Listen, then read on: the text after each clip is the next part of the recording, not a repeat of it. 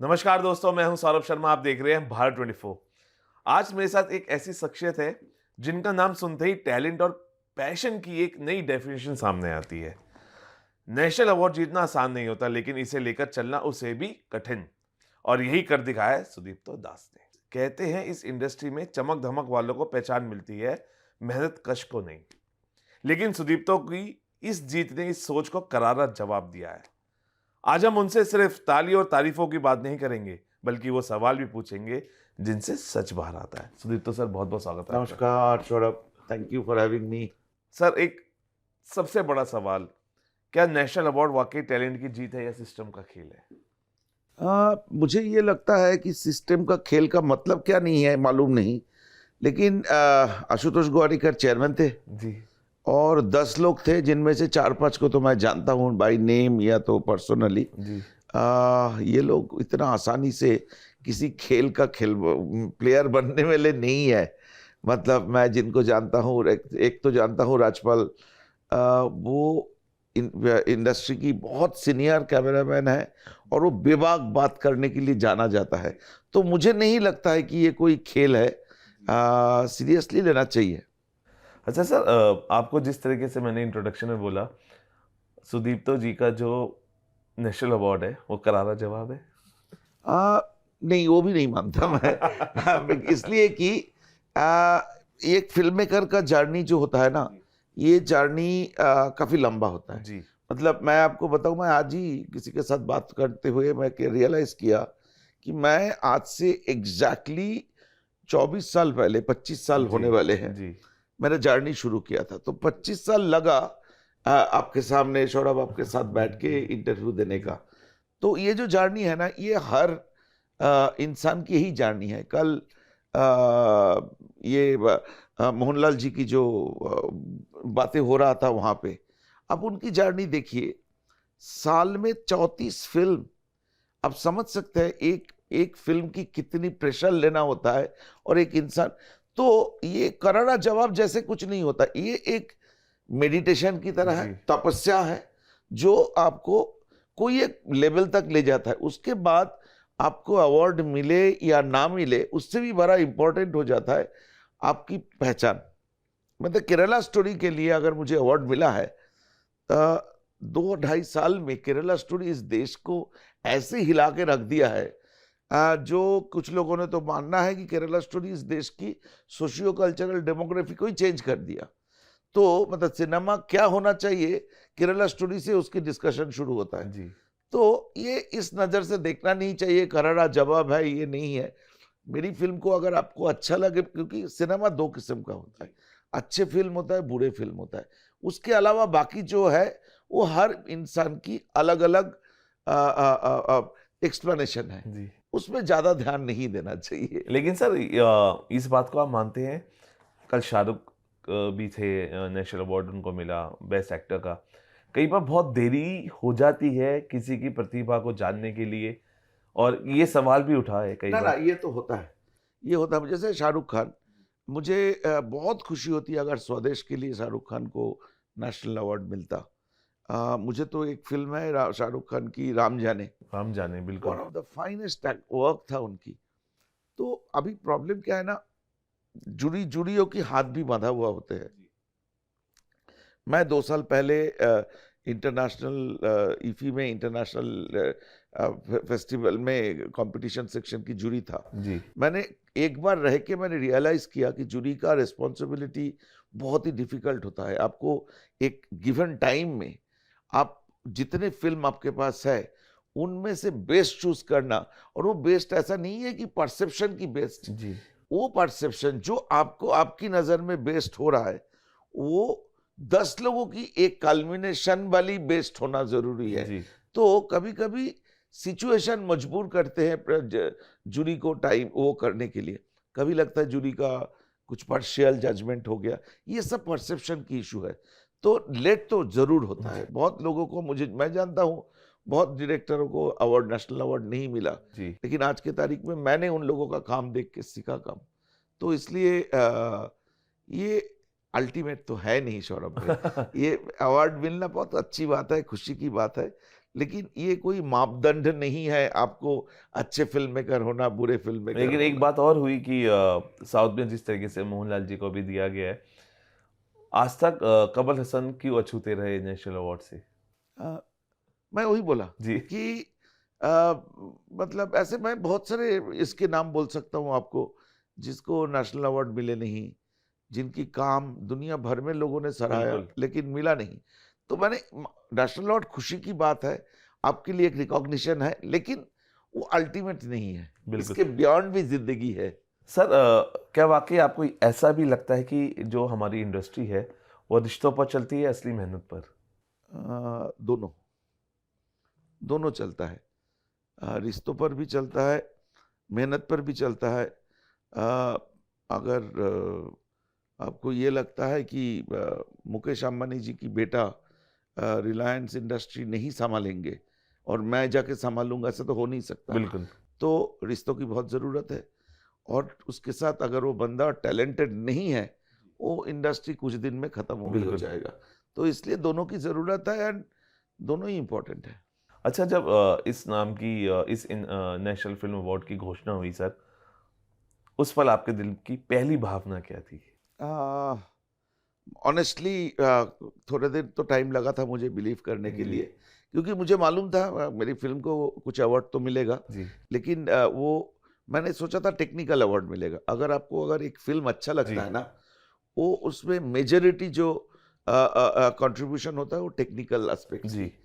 जैसे आदा की कैरेक्टर को वैसे बिलीवेबल बनाना, जी। शालिनी उन्नीकृष्णन बिल्कुल। बनाना, उसके मेरा मेकअप आर्टिस्ट की मुझे मालूम है कितनी मेहनत करके आदा की केरला की एक ब्यूटीफुल केरला लड़की को अफगानिस्तान की रेगिस्तान में पड़े हुए 10 दिन पड़े हुए जी। एक चेहरा बनाना, ये जो जर्नी था बहुत बहुत खतरनाक जर्नी था। ये जो म्यूजिक डायरेक्टर का काम था, जी। जो गाना कार्ड बन चुके थे, वो गाने की ट्यून से जैसे शोले में गब्बर सिंह का ट्यून आता था ना, वैसे ही पागल परिंदे ऐसे एक जी। नेशनल क्रेज बन चुका था। तो मुझे नहीं लगा था मुझे मिलेगा, मुझे लगा था फिल्म को मिलेगा, टेक्नीशियंस को मिलेगा, लेकिन जब मुझे लगा, सुना कि मुझे मिला, ये सिंक करना मुश्किल जी। था। मुझे सरियल तो लग रहा था, जी। फिर मेरा कैमरामैन को भी मिला, जी। तो दोनों मिलके थोड़ा सा आंसू बहाए, जी। बहुत खुशी हुई। वही मैं पूछना चाहता कि जिस तरीके से हम आपकी फिल्म देखी केरला फाइल्स, और इस टफ पर्सनालिटी के पीछे एक भावुक इंसान उस समय निकल के नहीं, आया। भावुक तो होना है, जी। मतलब क्योंकि आप इमोशन की बगैर तो कोई काम जी। नहीं कर सकते। एक डॉक्टर और सर्जरी करेगा, जी। इमोशनल होके नहीं करेगा, इमोशन के साथ करेगा। जी। इमोशनल होके करेगा तो जी। कभी सर्जरी नहीं कर बिल्कुल। पाएगा, लेकिन इमोशन के साथ करेगा तो सबसे बेहतरीन सर्जरी कर पाएंगे। अच्छा सर, आपके सफर में सबसे कठिन मोड़ कौन सा रहा जिससे पार करना आपके लिए सबसे बड़ी जीत थी? केरला स्टोरी बनाना। जी।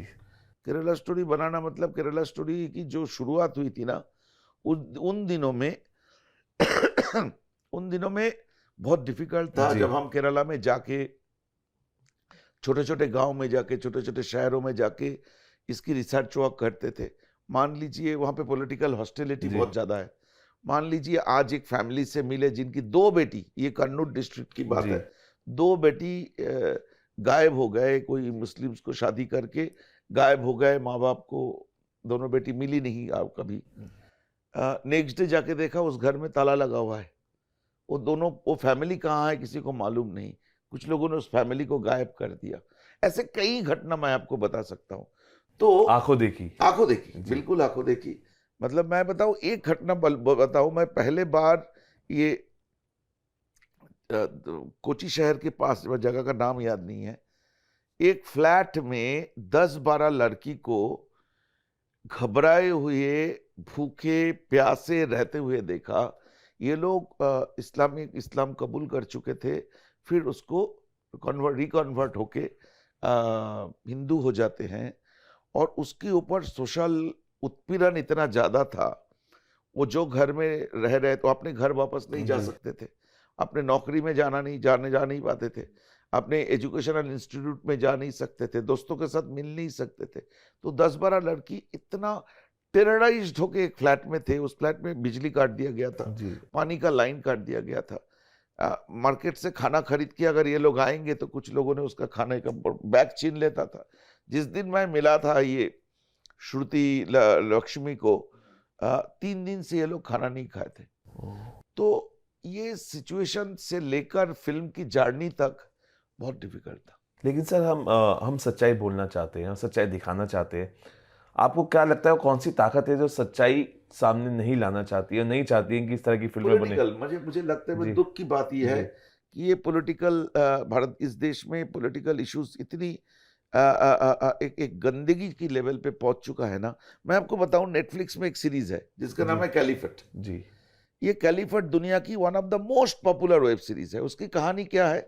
मेरी केरला स्टोरी का कहानी है, सेम। लेकिन उसको कोई प्रोपेगेंडा फिल्म स्टोरी नहीं बोलते हैं, उसको कोई बैन नहीं किया जाता है, उसके साथ कोई पॉलिटिकल डिबेट नहीं होता है, टीवी प्राइम टाइम नहीं होता है, क्योंकि उसको एक वेब सीरीज की तरह ही लिया गया है। क्योंकि ये जो आईसीस की रिक्रूटमेंट, जो मेरी केरला स्टोरी की कहानी है, वो सिर्फ इंडिया में नहीं है, वो यूरोप में हर कंट्री से लड़कियां आईसीस ज्वाइन किया है। ये सुदीप्तो के बोलने की कहने की बात नहीं है, ये सब लोग जानते हैं। अमेरिका से गए हैं, ऑस्ट्रेलिया से गए हैं, इंग्लैंड से गए हैं, और वो लड़कियां अभी जो आईसिस टेररिस्टों की जो विधवा है, बीबीसी का एक डॉक्यूमेंट्री आया है, विडोज ऑफ आईसिस। सो अभी भी कई हजार लड़कियां उस रेगिस्तान में फंसे हुए हैं, जिनमें 4 केरला का लड़की भी आइडेंटिफाइड है। तो मैं बोल रहा हूं कि ये केरला स्टोरी कोई बहुत बड़ा इस्लामोफोबिक या बीजेपी आरएसएस की प्रोपागेंडा ऐसा कुछ नहीं था। ये जब बीजेपी गवर्नमेंट भी नहीं था तब से मैं इसके ऊपर काम कर रहा था, और लड़कियां रियल है। आप केरला जाओ, प्रॉब्लम क्या है कि, सॉरी आप जर्नलिस्टों, मुझे बोलना नहीं चाहिए, लेकिन इन जर्नलिस्टों को एयर कंडीशन रूम और दिल्ली की सुविधा से बाहर जाने का मौका, इच्छा नहीं होता है। केरला जाके उन लड़कियों से मिल लो, आपको मिल जाएगा कि केरला स्टोरी कोई प्रोपागेंडा है नहीं। आप बिल्कुल, अगर हमें रिसर्च देंगे तो सुदीप सर, मैं आपके साथ चलने के लिए तैयार हूँ। और मैं फिर कैमरे पे मैं चाहता हूँ कि एक बार आप फिर मुझे जो जोश और जज्बा मैं उस समय देख रहा था, मुझे इतना पता है कि सुदीप्तो सर जो है ना रुकेंगे, ना थमेंगे और ना झुकेंगे ना। वो तो बात सही है, क्योंकि मुझे एक चीज बड़ी इंटरेस्टिंग ये है कि सच्चाई की ताकत इतना है ना। नॉट ओनली सच्चाई आपको दुनिया की जो रोजमर्रा का जिंदगी, इसमें एक अलग पहचान देता है। दूसरा, वो बोलने के बाद ना, सच बोलने के बाद इतना चैन की नींद सो सकते हो कि आपको लगेगा कि हमेशा सच बोल के ही, वो मेरा कहानी हो, वो मेरा कर्म हो, वो कोई भी काम करो, वो सच्चाई की साथ देना बहुत लगता है ताकत शुरू में, उसके बाद नहीं लगता। मेरा उसके बाद वाला फिल्म आपने देखे होंगे, बस्तर जी, वो तो और खतरनाक फिल्म। बिल्कुल। उसके बाद मैं अभी एक फिल्म कंप्लीट की जो नवंबर में रिलीज होगा, चरक, वो देखिएगा। अच्छा सर, धमकियां मिलती हैं? मिलता था शुरू में, अभी आजकल नहीं। परवाह नहीं करते? ना उसका कोई परवाह नहीं, क्योंकि परिवार है। मैं एक दिन के लिए भी सिक्योरिटी नहीं दिया था। आधा को लेना पड़ा था जी। आधा को मुझे और आधा को ऑलमोस्ट बराबर की धमकियां मिलते थे। मैं एक दिन हमारे ऑफिस में, विपुल शाह की ऑफिस में सिक्योरिटी कुछ दिन था जी। लेकिन मैंने सीधे मना कर दिया था कि मुझे सिक्योरिटी नहीं चाहिए। फोन खुला रहा एकदम। मैं सीरियसली बता रहा हूँ, मैं 1-2 बार देखा, मैं कहीं गया तो मेरे पीछे महाराष्ट्र पुलिस का गाड़ियां पीछे फॉलो करते थे, क्योंकि उनको इंस्ट्रक्शन था। लेकिन मेरी बिल्डिंग में जब पुलिस 2 दिन पोस्ट देने आए तो बच्चों घबरा गए इस बिल्डिंग की सारे। तो मैंने रियलाइज किया कि मैं इतना इम्पोर्टेंट नहीं हूँ कि मुझे 24 घंटा कोई सिक्योरिटी नहीं। आप जिस खूबसूरती से अपनी फिल्म को बनाते हैं वो बहुत ज़रूरी है, और ऐसे बनाते रहिए। अच्छा, आपके काम की सबसे बड़ी खूबसूरती लोग किस तरह समझे आप चाहते हैं? मुझे ये लगता है कि मेरी ये पहचान हो मेरी फिल्म के जरिए, कि एक बेंचमार्क हो कि सुदीप्तो सेन की फिल्म बोला है तो सच ही होगा जी। ऐसा बेंचमार्क होना चाहिए। वो मेरा जर्नी है। अच्छा सर, आपके प्रोजेक्ट्स जो होते हैं, फिल्म को किस नज़रिए से आपने इस फिल्म को बनाया था जिसके लिए आपको नेशनल अवार्ड मिला है? कला के लिए, समाज के लिए, या खुद की आत्मा के लिए? नहीं, तीनों, कॉम्बिनेशन ऑफ ऑल 3। और यही जरूरत होता है, सिर्फ मेरी फिल्म की नहीं, कोई भी फिल्म को अगर अवार्ड मिले, ये तीनों की कॉम्बिनेशन ही है जो एक फिल्म को महान बनाता है। और जब महान बन जाता है, उसमें कोई व्यक्ति इंपॉर्टेंट नहीं रहता है, वो एक प्रोजेक्ट, जैसे आपने बोला इसलिए मैंने प्रोजेक्ट शब्द को कोई ऑब्जेक्ट नहीं किया, तब प्रोजेक्ट बन जाता है। वहां पे मेरी जो बंदा सेट में चाय देने के लिए आता था ना, जी। वो चाय वाला का भी कंट्रीब्यूशन बहुत इंपॉर्टेंट हो जाता है। अच्छा, आज के समय में जब कंटेंट बहुत बदल रहा है सर, आपको लगता है कि सिनेमा आर्ट अपनी असली ताकत खो रहा है या मजबूत हो रहा है? ना ताकत खो रहा है ना मजबूत हो रहा है, but definitely cinema as an art form अपना रिलीवेंस को खत्म कर रहा है टेक्नोलॉजी में। क्या है कि सिनेमा इज एन, जो आर्ट फॉर्म है ना, वो ब्लैक एंड वाइट सिनेमा का जो ताकत है, जी। वो ताकत आज भी आपको महसूस होगा। इसलिए आप जब चार्ली चैपलिन की या बिल्कुल। मिकी माउस की वो कार्टून देखेंगे, ये देखेंगे, चार्ली चैपलिन का फिल्म देखेंगे, आप कहीं रुक जाएंगे देखने के लिए। तो वो है सिनेमा की ताकत। आज जितने टेक्नोलॉजी आए हुए हैं, एआई आए हैं और क्या क्या नहीं, मतलब मुझे तो टेक्नोलॉजी में ज्यादा समझता नहीं हूँ। जी। जितने टेक्नोलॉजी आए हैं वो उस आर्ट फॉर्म को शेक नहीं कर पाया, आर्ट फॉर्म में एक छोटे से जी। दाग भी नहीं डाल पाए। वो टेक्निकली आपको बहुत जगह पे पहुंचा दिए हैं। क्या होता है,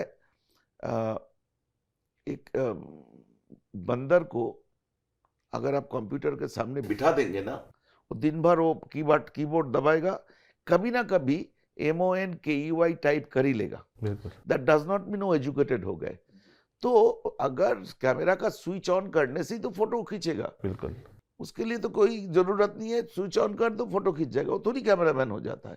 इनकी एक्सथेटिक्स, इनको लाइट, ये जो अभी भाई जी। लाइटिंग, उसको लाइट चाहिए, कहाँ शेडो है, उसको वो टेक्नोलॉजी रिप्लेस नहीं कर सकता। अच्छा तो सर, इसलिए टेक्नोलॉजी कभी सिनेमा को टेक ओवर नहीं कर सकता। अच्छा सर, कभी जब आप केरला फाइल्स बना रहे थे, जब बन गई थी, बहुत सारे विवाद हुआ, आपको कई दफ़ा ऐसा लगा कि इस सिनेमैटिक वर्ल्ड में जो फिटर्निटी है हमारी, I don't call it Bollywood, I call it Hindi cinema जो है, आपको लगा कि कहीं ना कहीं मैं अकेला खड़ा महसूस कर रहा हूँ? हाँ, वो आज भी है, आज भी है। कोई भी स्टूडियो मुझे काम देना पसंद नहीं करता है।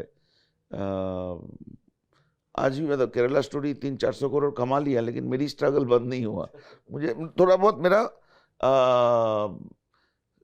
ये हुआ, पहचान हुआ है, लोगों की भरोसा हुआ है कि इसके पास अगर 20-30 करोड़ रुपया देते हैं तो ये बर्बाद नहीं होगा, ये अच्छे फिल्म ही बनाएगा।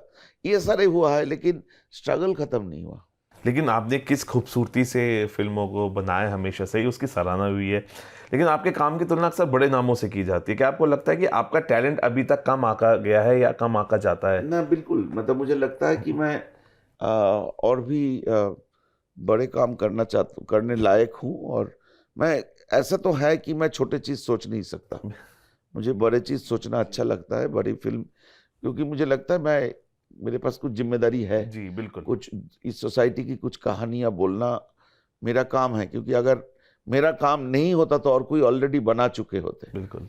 तो इसलिए मुझे लगता है रिस्पॉन्सिबल फील होता है, मुझे लगता है मुझे और केरला स्टोरी या उससे काफ़ी बड़ा फिल्म मुझे करना है। इस सरकार में थोड़ी लिबर्टी लगती है कि हम अपनी आवाज़ को उठा सकते हैं, हम दिखा सकते हैं, थोड़ा सा फील होता है कि नहीं, थोड़ा सा नहीं, काफ़ी ज़्यादा। मतलब मैं आपको बताऊँ, अभी लास्ट 10 साल में एटलीस्ट ये सिचुएशन आया है जी जो इस समाज पे गलत था, या 75 साल से जो हिस्टोरिकल गलती की है, ये कौन सी गवर्नमेंट का है इम्पोर्टेंट नहीं है। जी जब इंसान की बात होती है तब इंसान की बात होती है ना, democracy is for the people by the people. जी ऐसे जगह पे खड़े होके हमारी गलतियां को अगर मैं पिन पॉइंट करना चाहूं मेरी कला के जरिए, जी ये गवर्नमेंट बेटर सिचुएशन, एक बेटर मिलियू दे चुके हैं कि हम बेबाक सच को लेके आ सकते हैं और उसके बारे में बात कर सकते हैं। जैसे कि बस्तर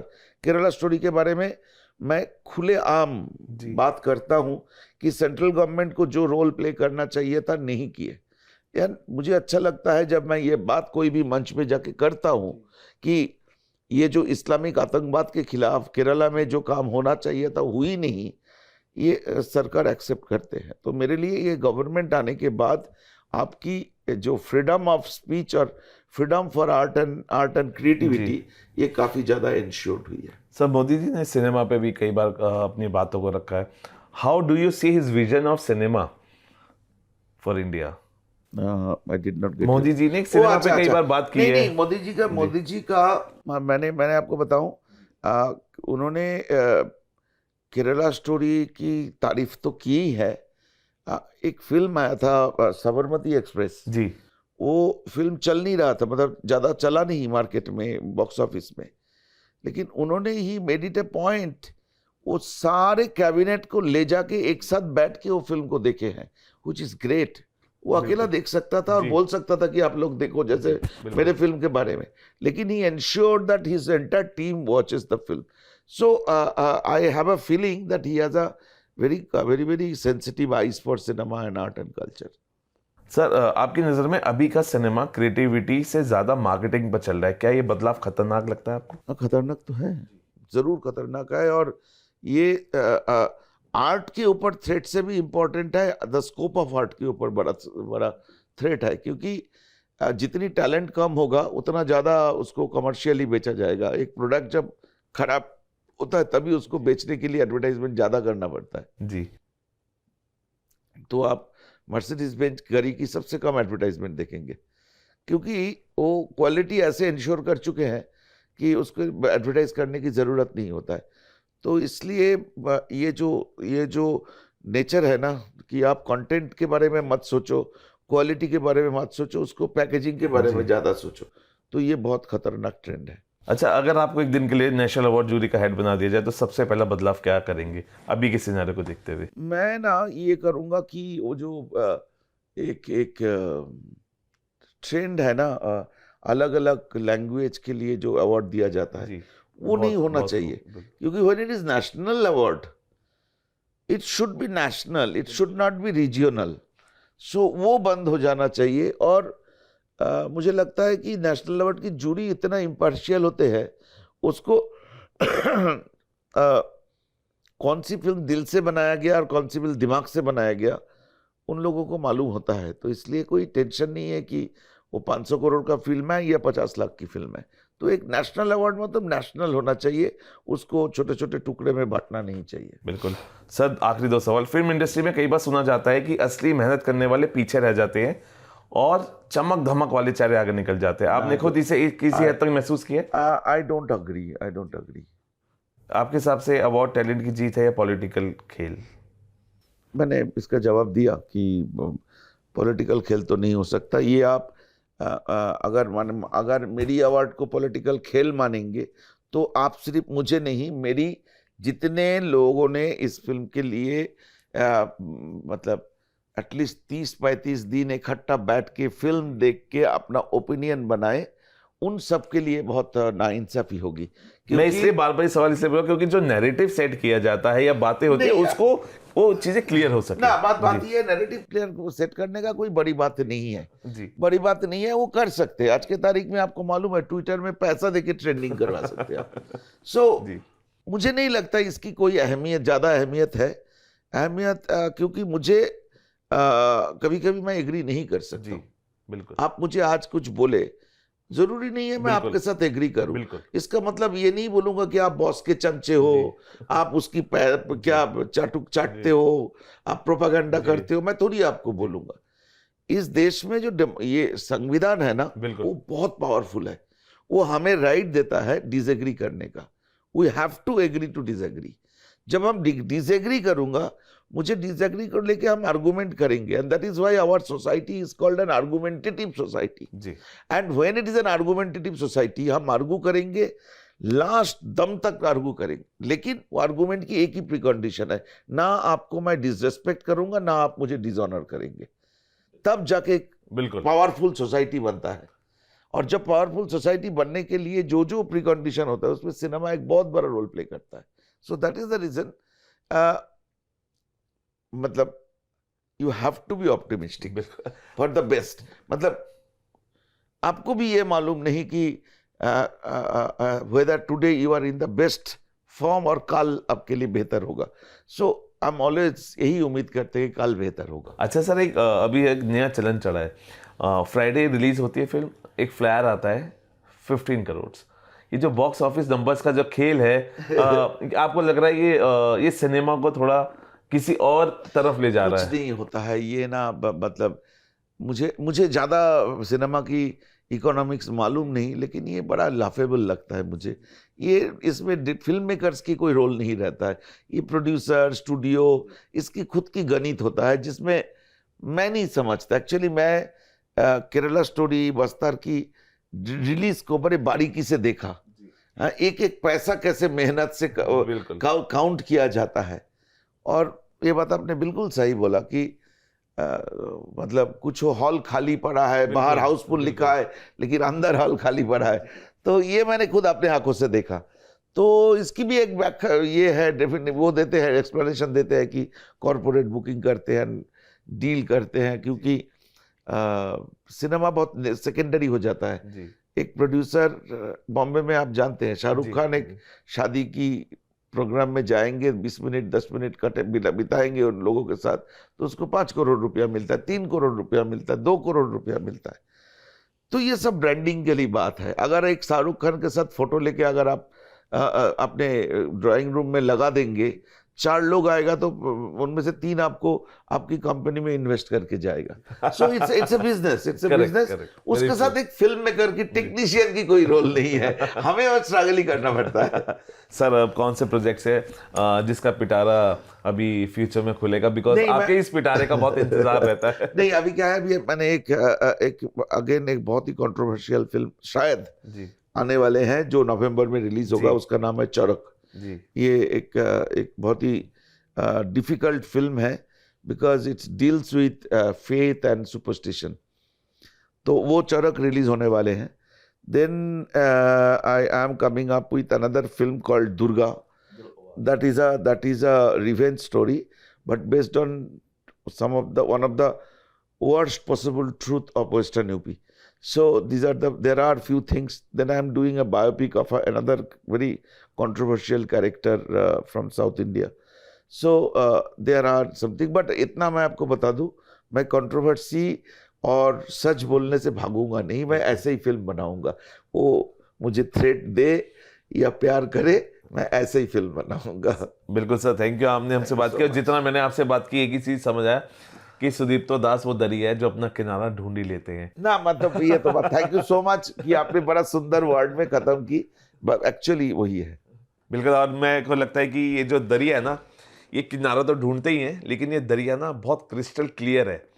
और जब चीज़ें क्रिस्टल क्लियर होती है तो उसको पचाने में बहुत प्रॉब्लम होती है, लेकिन जो पचाता है उसको उसकी चीज़ की समझ होती है, उसकी वैल्यू होती है, वो परखता है। और जो केरला फाइल्स जिसके ऊपर लोगों ने केरला स्टोरी, जिसने केरला स्टोरी पे उंगलियां उठाई, आज देखिए उसका सबसे बड़ा जवाब national award winner Sudipto Das is sitting behind me. और सर, आप ऐसे ही बनाते रहिए फिल्में और ऐसे ही एंटरटेन करते रहिए। आपका सिनेमा आपके कहानियों से, आपके कंटेंट से झलकता है, और एक दिन वो भी आएगा जब कहा जाएगा, आने वाली जनरेशन बोलेगी this is Sudipto Das cinema. Thank you. फिलहाल अभी के लिए इतना ही। आप बने रहिए भारत 24 के साथ।